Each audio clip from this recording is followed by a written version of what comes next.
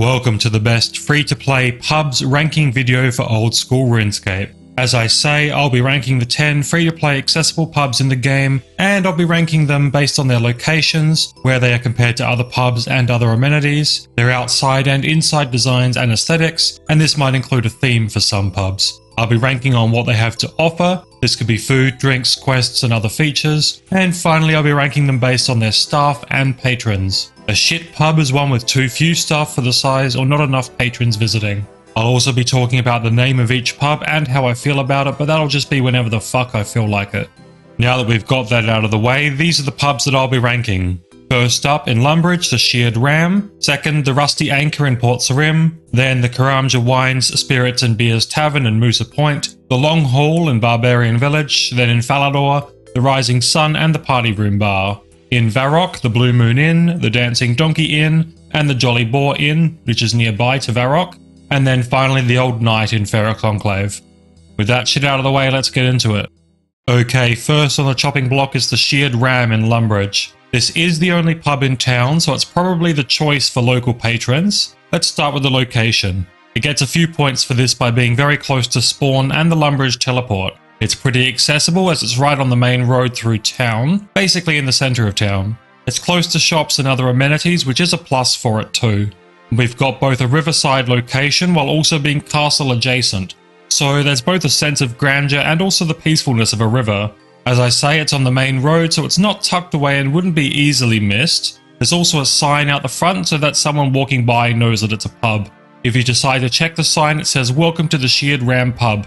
That's welcoming and inviting enough for me, and it's in a good location, good accessibility and welcoming. This is a good baseline for other pubs. Moving on, both from the outside and inside, I get a feel of it being quite cozy. It's not that large, but it has this feeling of a small local pub, somewhere that feels familiar. There are multiple entrances and exits, which is always a plus for me. The design inside is largely wooden floors, wooden tables, and bar stools with some padding. There are a few barrels to give off that small pub feeling too. There is some space between tables, but none of them are really a good fit for a larger group, so they likely don't host much in the way of larger events.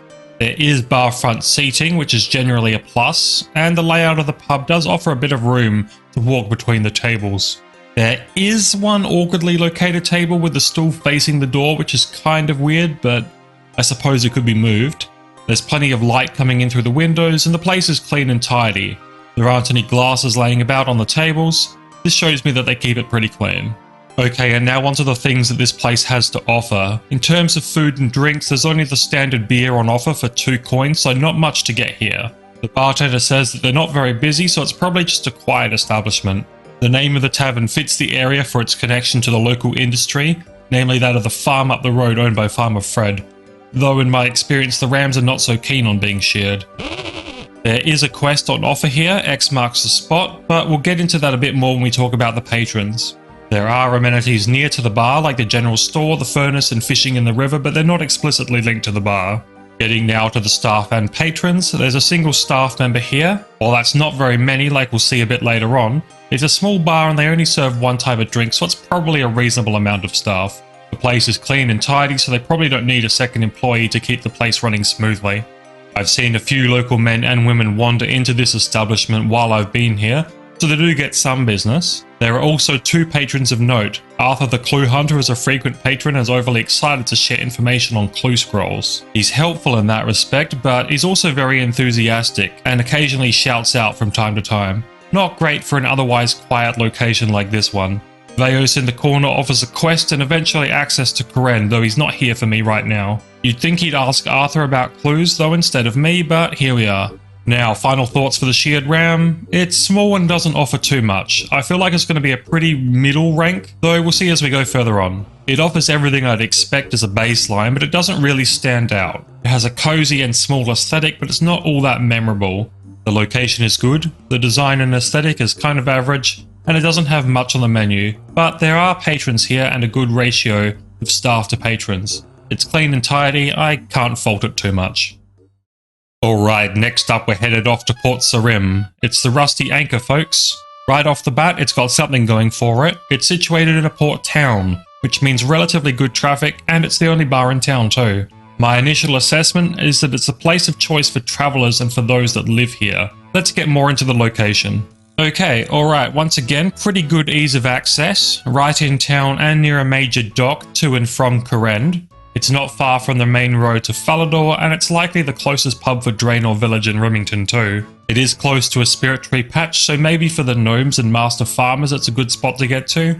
It's also not too far from charter ships, which means they attract visitors from that option.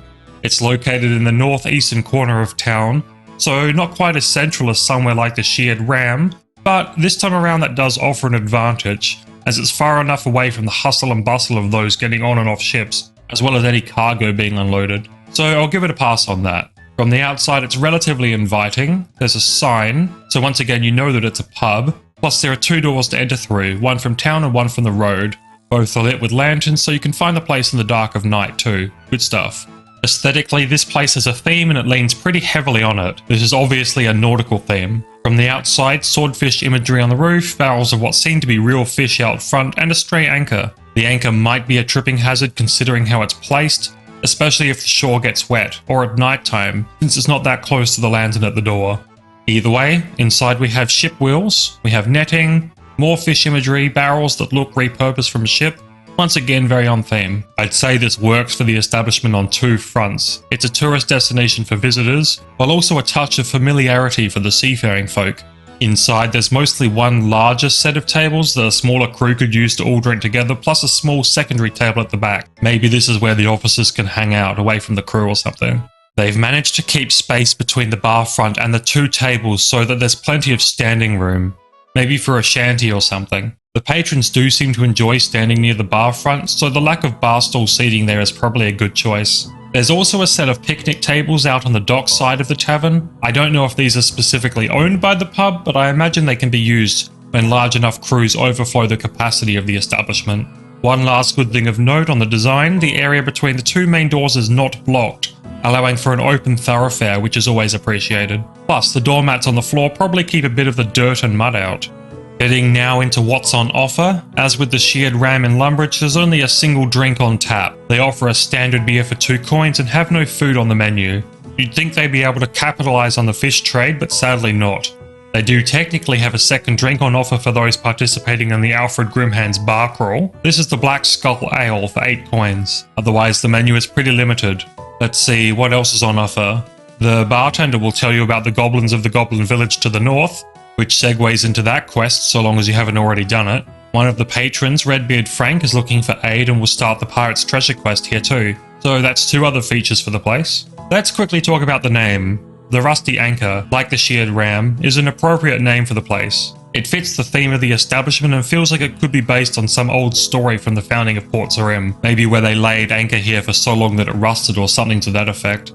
Finally, we get to the staff and the patrons. The bartender is the lone staff member. They're pretty agreeable, and similar to in Lumbridge, they don't need a second staff member since the menu is so limited. I'd imagine the labour requirement is pretty low. This bar is a regular haunt for pirates and sailors, so any prospective patron will need to keep that in mind. Having said that, in my conversations with them, they were nice enough, arguing about grammar and culture more than anything else. I saw no evidence of a physical altercation while I was there, so it's likely policed by the custom agents in town. I suspect that those that misbehave end up in the nearby jail, with the threat of a cell keeping most wary of causing any issues. Though you can get mixed up in a little piracy by talking with Redbeard Frank, that is at the discretion of the individual patron. That's more so a statement of the town and who they let in rather than the fault of the bar itself, though it must be considered part of the package. Final thoughts? Really not bad. I'd recommend this place to anyone looking for a nice place to drink. Good company, a good theme, the location is good. Friendly staff and patrons, just a shame they don't offer more to drink or something to eat. Otherwise, pretty good. Oh, what a quick drop we have here. Next up is the Karamja Wines, Spirits and Beers Tavern. It is the only pub in the area, which is a good start, but now we really get into it. The Moosa Point location is not exactly top of the list for ease of access. The location is pretty far out of the way. While there's a general store and the small banana plantation nearby, there's nearly no patronage to be found among the area. Moosa Point is scarcely travelled to, and it shows in just how few people are here at all. The cheapest way to regularly access Moosa Point is via the customs officials in Port Sarim for 30 coins. but it hardly seems worth the trip or cost to come to a location so far away. The cost of the trip alone could buy you 15 beers in Port Sarim, and you already need to pass by the Rusty Anchor to get here. To put a small positive spin on it, the pub is basically in the middle of town, if you can call this a town. It's also relatively inviting with a large open entryway and no doors to speak of. The design of the pub isn't anything special. The open access no doors entryway does offer something unique, but the place is dirty, with a fair bit of mud and dust on the ground and the indoor table. There are a number of torches inside, and the design is consistent with the other buildings in town, giving it some kind of tiki bar vibe, with palm tree poles as supports for the roof. It doesn't really fully embrace this theme though, sadly. There is a larger outdoor seating area, fenced off and with a well for water, while there's only the single indoor table for 2, and the outside seats several more with larger tables. The stalls found throughout the bar offer some extra seating, with some of them at the bar. Sadly, as we'll get into later, there doesn't appear to be a need for so much seating. While the overgrown aspects of the weeds and plants outside might be part of the aesthetic, they're also a little off-putting. They also do clash with the more obviously carefully and purposefully planted flowers in the outdoor area. It's possible that these are not there for aesthetic purposes so much as Zembo just doesn't bother to do anything about clearing them. I'd suggest investing in a machete. Probably the saving grace of this inn is the list of what's on offer. The location, true to its name, sells beer for 2 coins, jugs of wine for 1 coin, and the famous Karamja rum for a hefty 30 coins. While there's no food on offer from the pub itself, the nearby banana plantation is a source of food.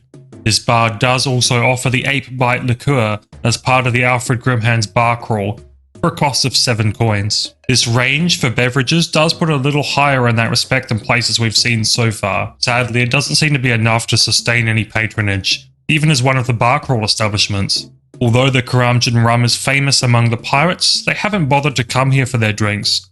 At least not over going to the bar in Brimhaven nearby. The name Karamja Wines, Spirits and Beers is true enough to their wares. It isn't very inspired, however, no points there.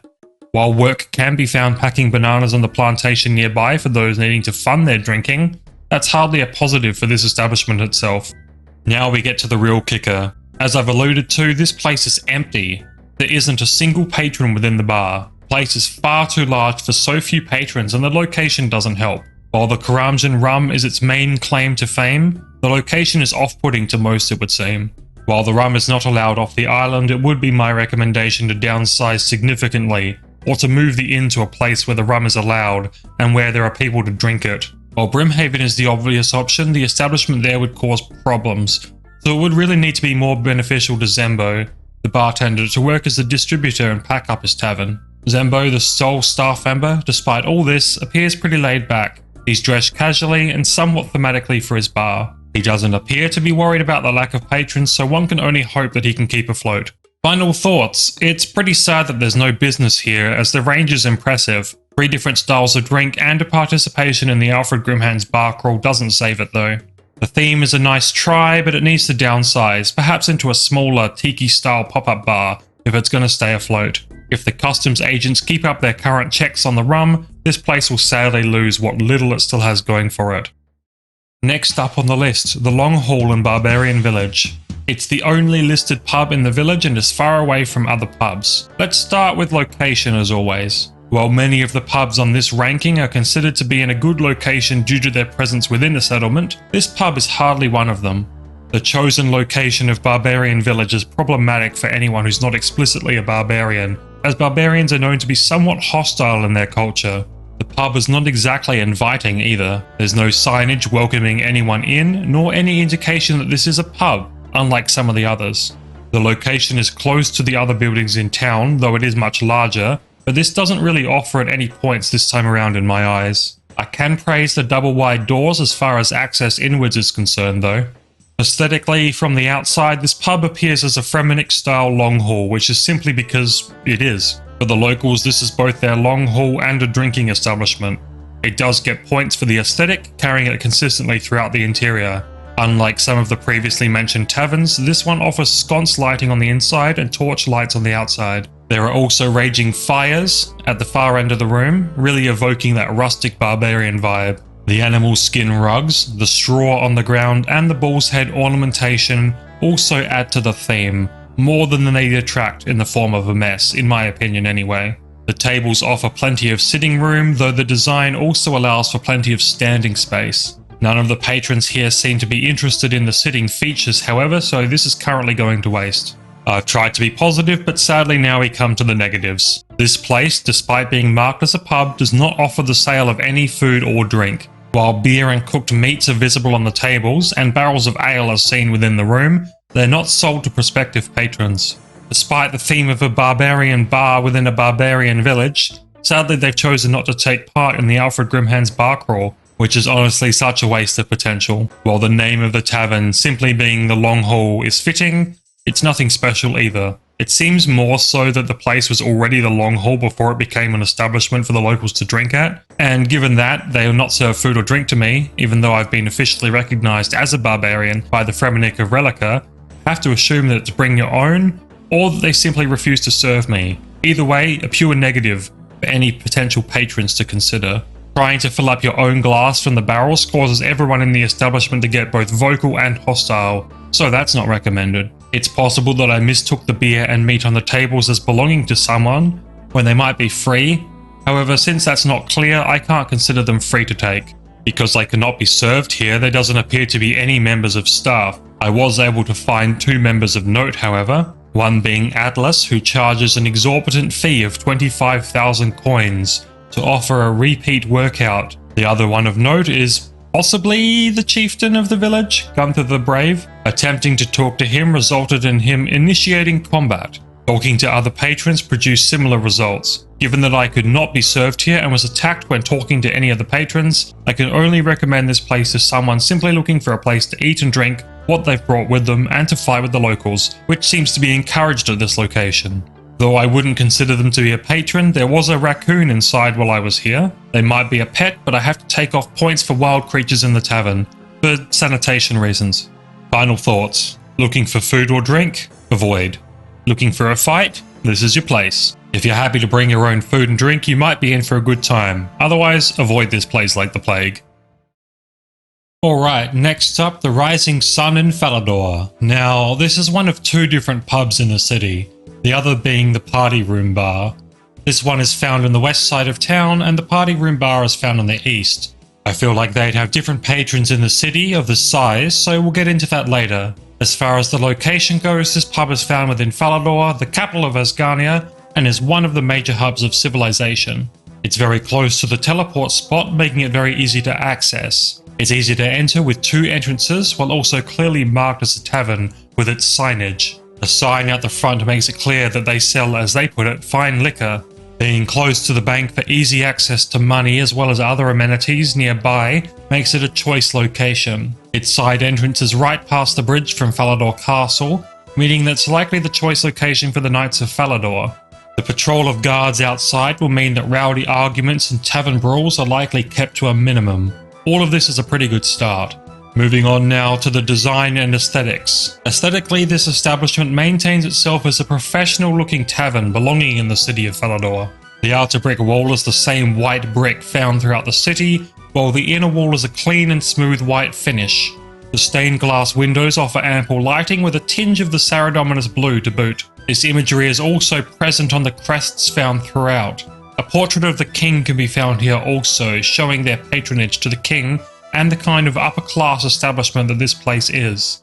The stalls are well cushioned with a red and gold theme. While different from the Falador theme, these colours seem to represent the tavern itself, as their banner shares these colours. Design-wise, this tavern is also multi-storey, offering a bar on the lowest floor and plenty more seating on the upper floor. The top and bottom floors both have outdoor sections with a balcony access on the top floor, and these offer tranquil views of the castle and the moat, where patrons can see the swans swimming. There's very limited bar front seating with only a single stool. This stool is also coloured differently, clashing slightly with the design, though resembling the other chairs more. With servers patrolling the place, it's likely not necessary to have much bar front seating.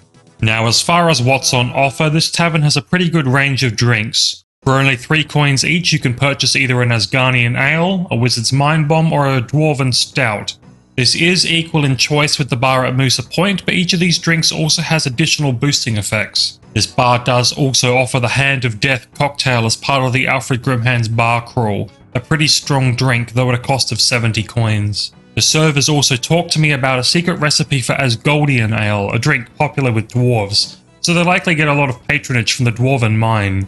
The servers here will purchase the beer glasses back from you for 2 coins, effectively making one of their specialized drinks only a single coin if you're good enough to return your glasses. The name of the tavern isn't particularly inspired, though it's not unfitting for the tavern. Incidentally, the sun could be seen rising from the balcony if looking east. While I have been told that others can be challenged here to games like Rune Link and Checkers, I was unable to find someone to play with in this location, unfortunately. Of note, while the quest is not started here, the Below Ice Mountain quest is progressed in this establishment with the dwarf burnt off, and the Freeing the Mountain Dwarf subquest is progressed here also with the Asgoldian Ale being taught to you here.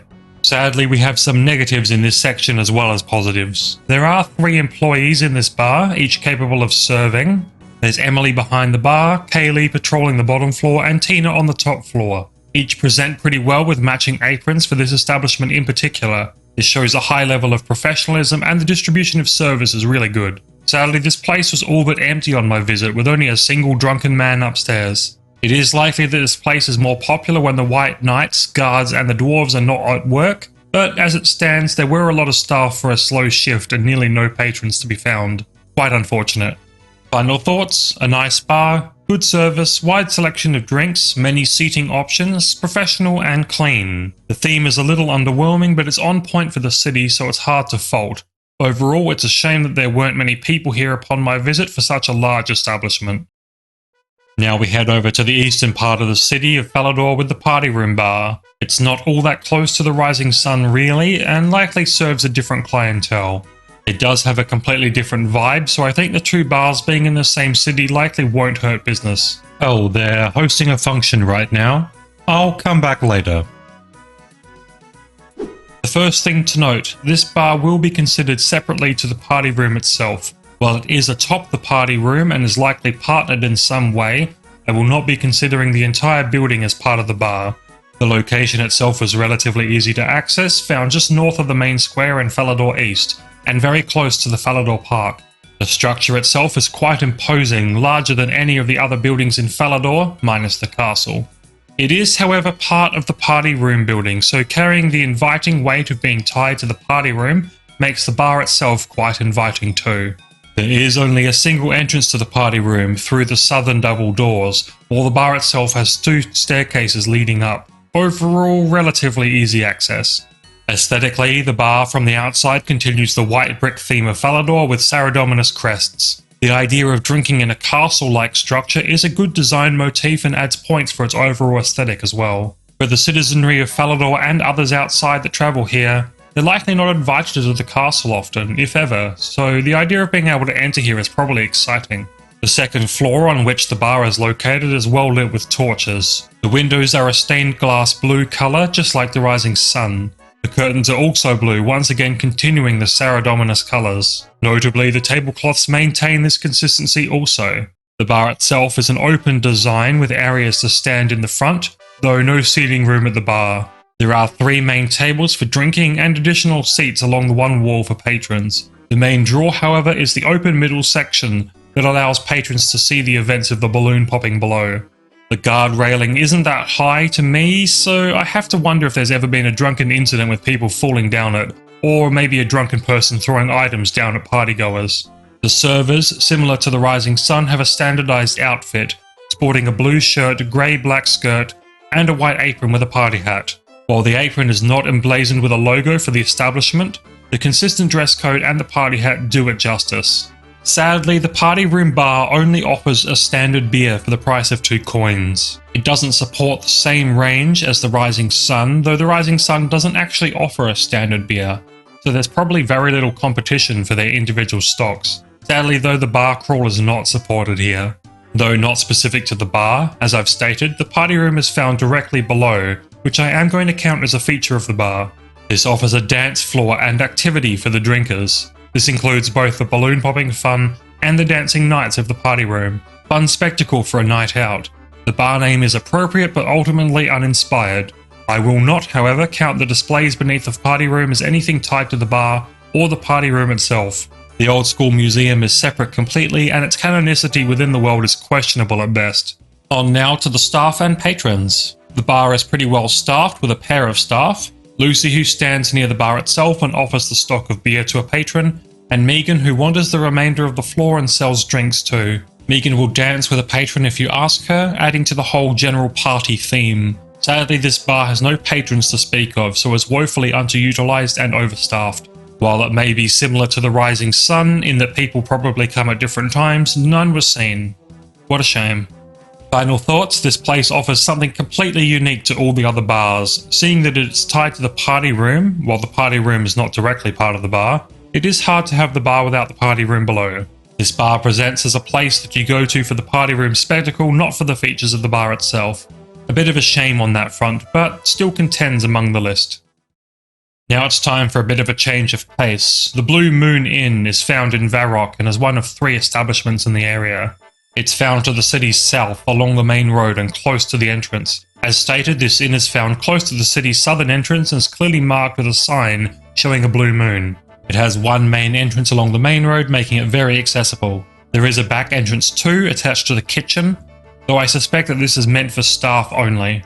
While it is close to the main entrance from Lumbridge to the south, it's also relatively close to the teleport spot, and the main square of town also, being only a short walk away. Location-wise, very good. Not too far away, but also not in the way. What this place lacks in aesthetics and design, it makes up for in features. It does give off a generally positive vibe with a cozy inn design. On first impression, walking through the door, there's a hat stand for hats and coats, where a traveller could hang these. The main floor has a large blue carpet and stools with a blue fabric. This does contrast the green and yellow stained glass windows which are prevalent throughout the city in general, though it's not off-putting, at least not to me. There is a large seating area with tables and also bar front seating, offering the best of both. Lanterns are hung on the wall for lighting, though not lit during the day when I went. Notably for warmth and light, there was a roaring fireplace, a nice simple touch that adds a lot to the cozy bar aesthetic. The inn also offers outdoor seating with tables and chairs for several patrons. Seen from outside, a chimney keeps the fireplace ventilated and a smoking vent does the same for the range found in the kitchen. In short, this place takes the cozy aesthetic of the Sheared Ram and improves upon it. Let's get into the next section. What is on offer? First and foremost, the menu. The bartender offers beer for a price of 2 coins. Though there is a kitchen, the bartender does not serve food from the bar front. The cook seems disgruntled but will sell a cabbage to me for a single coin. Not really a great offering food-wise, however it is something, which is more than most places offer. The inn does participate in the Alfred Grimhand's bar crawl. It sells the Uncle Humphrey's Gut Rot for 50 coins, the second most expensive of any drink in the bar crawl. While I didn't find it to be the most pleasant of drinks, the sheer participation in the bar crawl does offer at some points. True to its name as an inn, this establishment houses an upstairs area with 3 separate rooms and a common area with balcony access. Each of these rooms were well stocked with amenities and seemed to offer different things for different prices, with one room containing a larger bed and its own separate balcony. A+ for accommodation. Though I was able to inspect the rooms on my visit, I was unable to book any of them. Of note, there's also a cellar within the kitchen. Though this is not important for anyone wishing to stay here, I only want to say that there are no pests found within it, and it was relatively well organised. Other than that, there's not much more to say about it. Within this bar, you can progress both the Vampire Slayer and Shield of Arav quests, though neither start here. Onto the staff. The bartender is dressed appropriately for his position, and the cook is similarly dressed for his. While this establishment doesn't have a theme for clothing that is consistent for both, like in the Rising Sun, their individual front of house and back of house roles likely dictate different clothing. They are both dressed quite nicely, so for me, no points lost. The cook is not the most friendly, likely quite busy within the kitchen. Since I couldn't buy food from him other than a cabbage, food is likely only served to the rooms. He did offer to teach me how to make a steak sandwich, however, which is a specialty of his. I imagine that this is found on the menu for any of the overnight guests. The bartender largely stays behind the bar, though I imagined he would patrol the main room when required. He was able to provide me with some information on the city, such as where to buy equipment. When I asked him about adventuring, however, he started talking with knowledge beyond the fourth wall and even told me to talk to the bartender of the Jolly Boar Inn, diverting customers to another establishment. Not the most financially responsible long-term idea in my mind. Thankfully, there were patrons at this tavern, ranging from citizens of the town and even a barbarian. It's nice to see that this place is inclusive, and other than a small amount of drunken behaviour from one patron, no issues were found here. The barbarian lady was interesting to talk to and didn't fight me like those patrons of the Longhall. As with the downstairs, there were patrons upstairs too, likely those staying for the night. Overall, the staff to patron ratio seemed about right from what I could observe, though there's plenty of dining space for many more patrons, so the inside didn't feel very cramped. Final thoughts. This place is pretty damn good. While the theme is lacking beyond the cozy drinking establishment and the menu's a little scarce, this is the sort of place that I feel I could recommend to a discerning customer.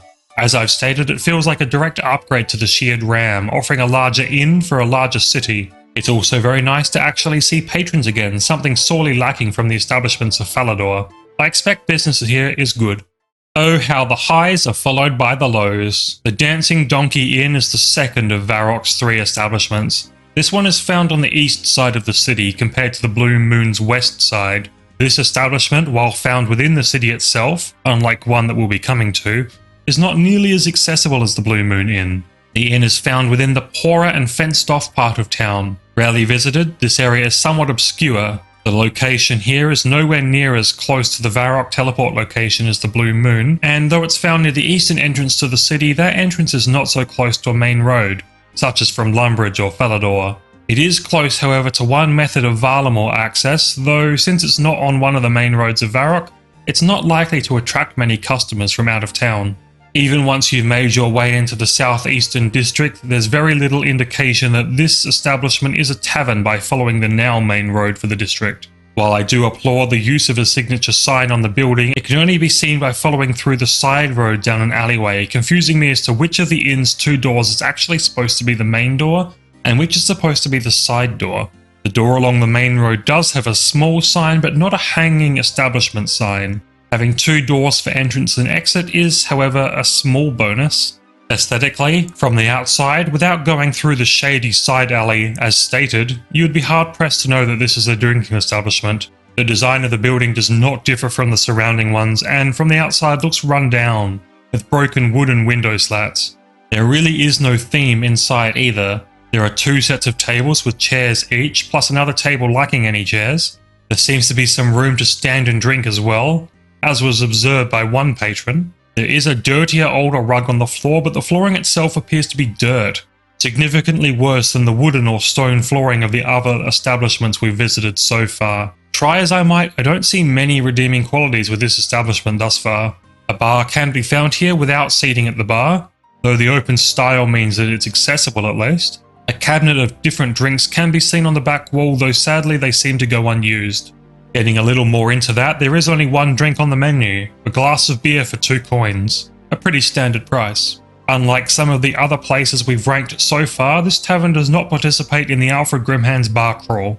While selling ale is a good start, looking at you Longhall Bar, the price is no different from the easier to access and overall much nicer Blue Moon Inn. While I might consider that this establishment is more open and less picky of their clientele, the Blue Moon didn't seem to discourage any patrons such as I could tell. This tavern really doesn't offer much else in the way of things to do either. A real disappointment. The name, The Dancing Donkey, must be fitting, because I'd feel like an arse for recommending this place to any prospective patron. It also doesn't even serve as an inn with rooms to stay, so it doesn't even live up to that portion of the name. Finally, we come to the staff and the patrons. Despite what I've said so far, the Dancing Donkey will redeem itself somewhat in this respect. For a small establishment, a single staff member is likely enough, that being the bartender. Though the place itself is unclean and overdue a severe makeover and remodeling, the bartender is dressed appropriately with an apron and a rag, and they are approachable. He lacks much to say beyond sales, though he is kind when spoken to. There were 3 patrons at the time of my visit, though none of them were causing trouble, none of them were friendly either. While not a fault of the establishment, you must take into account all aspects for an enjoyable drinking experience. If these are the regular visitors, then you have to keep that aspect in mind too. Unlike the Blue Moon Inn, the patrons are far less friendly. Final thoughts. It does technically qualify as a bar, so it won't be the worst thing out there. It does have patrons and it's functional. I think that the place has just fallen on hard times, and sadly that's going to be reflected in the ranking. There's really not much more to say other than go to the Blue Moon instead. Now we come to the last of Varroc's 3 bars, though really this is more Varroc adjacent. The Jolly Boar Inn is close enough to Varroc's north walls that I'm counting it as being a Varroc bar. Leaving the northern exit of the city, you can find the inn by traversing a dirt side road to the east.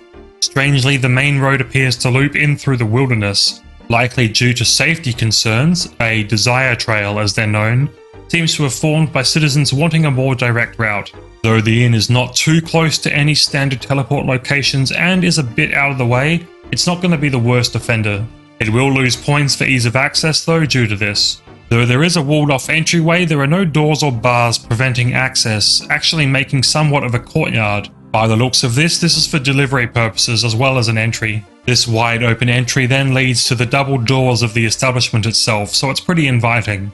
Like some others on this list, the establishment has a sign above the door to indicate itself as a tavern, which is always a nice touch that I enjoy.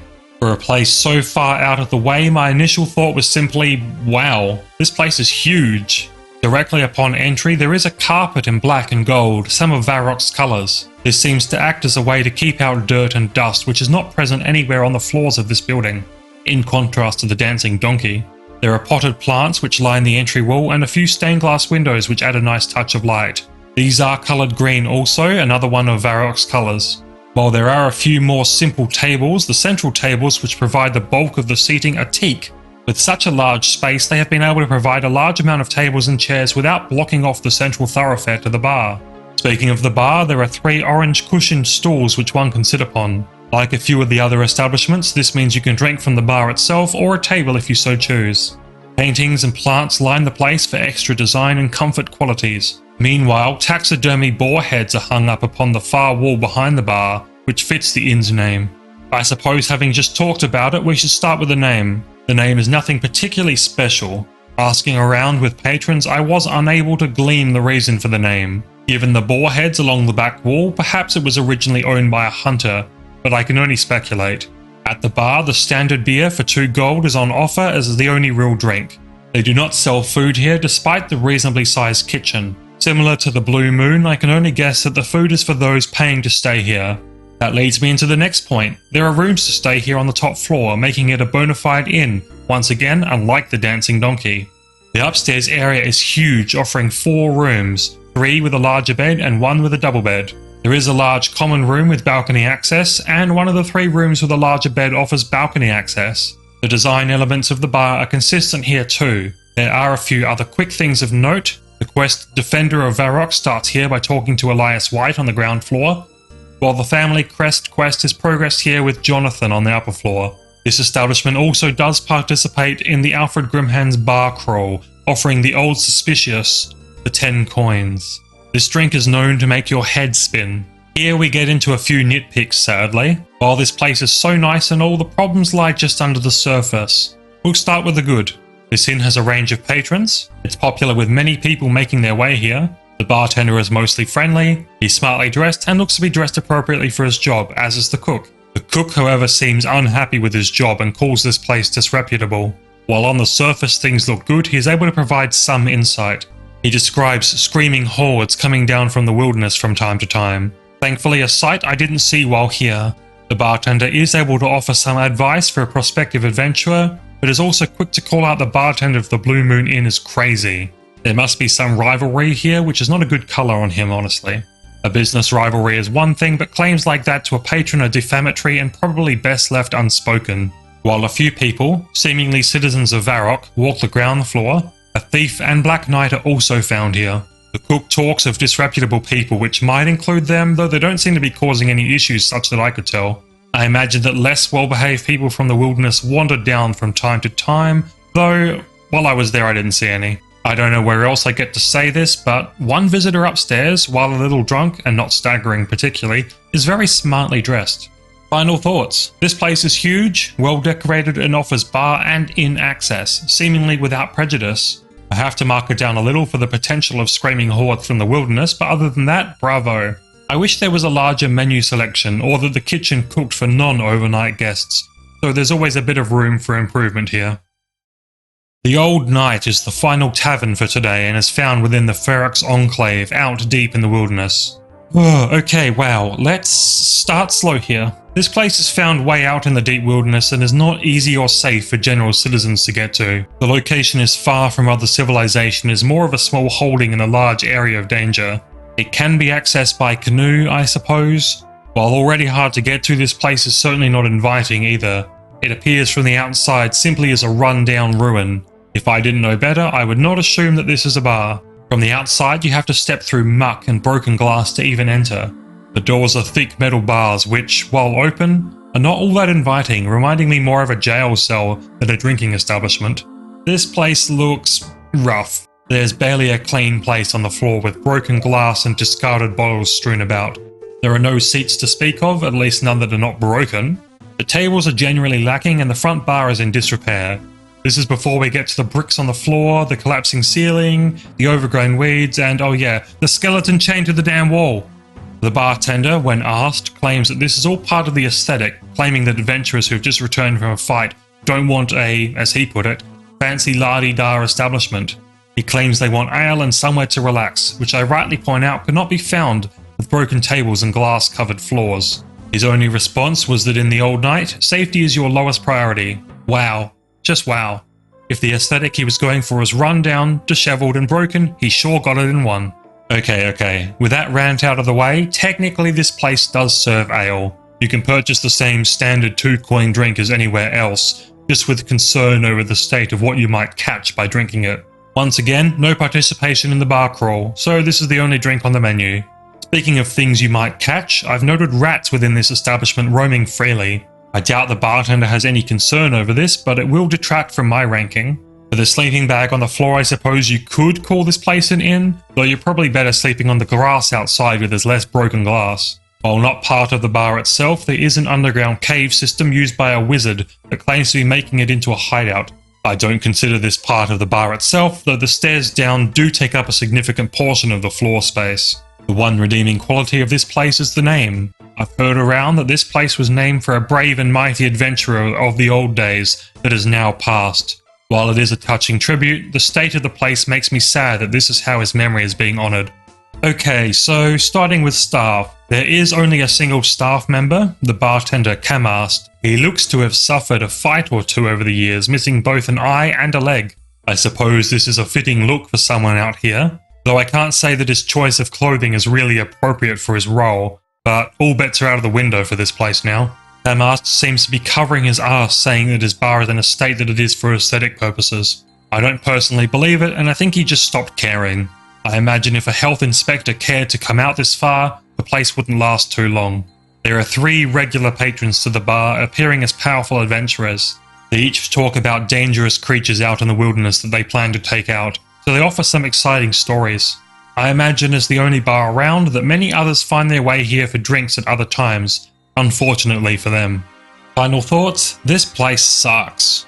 It feels like the worst of all worlds. The location sucks. The aesthetic is just a cover for residing in a broken down ruin with a bartender who gave up long ago. The tribute to the name of the bar is touching but sadly dishonours the Old Nite's memory. This is the messiest pub we've seen, and though it has patrons and does offer something to drink, that's not enough to save it in my opinion. If the wilderness doesn't kill you, this place just might. So sad. Now, with the deep dive of the 10 establishments complete, it's finally time to rank them. We're going to start with the worst and make our way up from there. The bottom 3 I consider to be pretty bad and for one reason or another would not recommend visiting. Staunchly at number 10, the lowest of the list is the Old Nite. That's likely no surprise to most people I reckon, given how heavily I criticised it just a moment ago. The place has so little of value given where it's located and what's on offer. I could go to nearly any other pub on this list and get the same drink or better for the same price, generally. It's too far out and has no redeeming qualities for me to rank it any higher. If you decided to brave it all the same, that's your decision, but I'd recommend getting your tetanus shots before you go. At number 9, possibly a bit of an upset, is the Dancing Donkey Inn. I had to think long and hard between the Dancing Donkey and the 8th place bar. I settled on this at number 9 for a few good reasons. The look of the place is run down. It's not part of the aesthetic, just poorly kept. The bartender is nice enough, and while there are patrons there to interact with, they're all really rude. This place is out of the way, and probably its worst aspect competes with the far superior Blue Moon Inn for customers. Because of this, it's inched out by the next contender and earns itself the number 9 spot. If you want to get a drink in Varrock, go to the Blue Moon. The beer is the same price and you'll have a much better time. Now to number 8. Narrowly inching out the Dancing Donkey, we have the Longhall. The location is a bit dangerous, the patrons are all itching for a fight and you can't even get a beer. You'd think this would mark it at the lowest, but it's really carried by the aesthetic. The Longhall design, while probably incidental for its function as an actual Longhall, is a pretty great theme. You do have to bring your own, but if you have food and drink and don't mind a good fight, this is your place.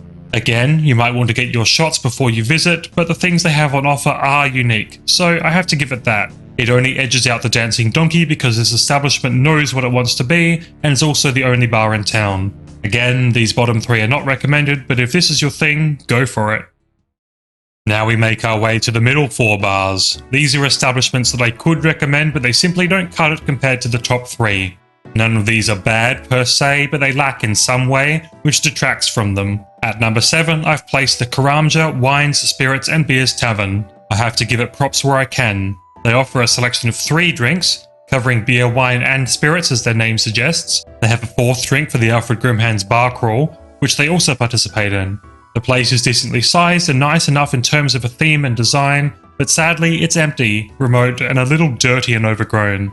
I think if this establishment downsized to a pop-up bar and made its way to Brimhaven or Kandarin, they'd be much better off. As it stands, it's a nice enough place for a drink, but really not all that impressive. At number 6, we have the Sheared Ram in Lumbridge. This place is basically my baseline. They offer a good drink in a good spot. They have patrons and are easily accessible. I think the main thing going for it is it's the only bar in town. There's not much of a theme, but the place is cozy and perfect for a drink or two. Smack bang in the middle of town, I suspect it does quite well. As I say, this is my baseline for a decent pub. Every entry above it is superior in its own way, but this place leaves a good impression on me. It's just not notable enough to be any higher. So we've done the lower 5, now we're into the top 5. Taking this spot on the list, the Party Room Bar. It has a good theme and aesthetic, that of a castle bar. It's close to many residents of Eastern Falador and not too close to the city's other bar, the Rising Sun. It has the attraction of the party room, which you can look down to while having a drink. The staff are professional and friendly. There's plenty of space to sit or stand, and both a balloon popping and a dancing night show to watch. They don't have a big menu and sadly lack customers, which is why it's here on the list and not any higher. I do have to give it credit for not sharing any drinks with the Rising Sun, its main competitor, which gives it a niche there too, even if they only serve the standard beer.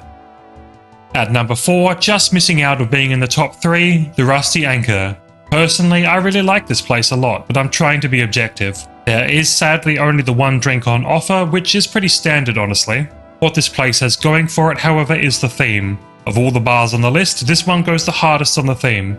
I would say that it ties with the Longhall, but the Longhall is very likely incidental. It's in a great location, being just off the docks of Port Sarim, but out of the way enough to not mess with cargo loading and unloading processes. They have a decent number of clients who, despite being pirates, are actually pretty friendly, if not a little snobbish of all things.